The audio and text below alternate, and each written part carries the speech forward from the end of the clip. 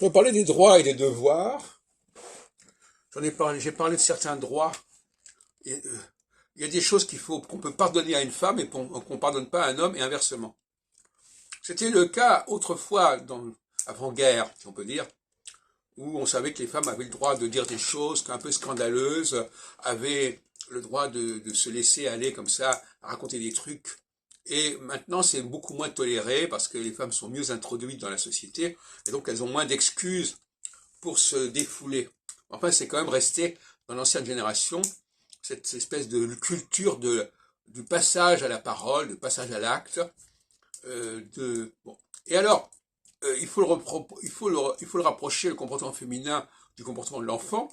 Dans les deux cas, la femme et l'enfant se défendent ou s'affirment par les cris ou par les paroles insultantes et piquantes, etc.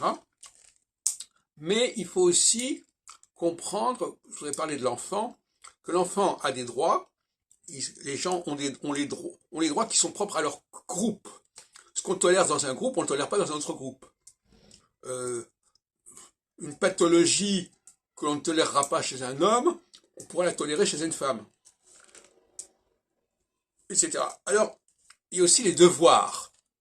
Un enfant s'aperçoit on a une certaine indulgence pour un certain nombre de ses caprices, de ses fantaisies, mais il faut aussi savoir qu'il a des devoirs. Par exemple, dans un transport en commun, il faut qu'il se lève pour laisser la place à quelqu'un d'âgé. Et ça, il ne le fait pas forcément. Alors, quelqu'un qui affirme ses droits et qui n'assume pas ses devoirs, il y a un truc qui ne va pas là.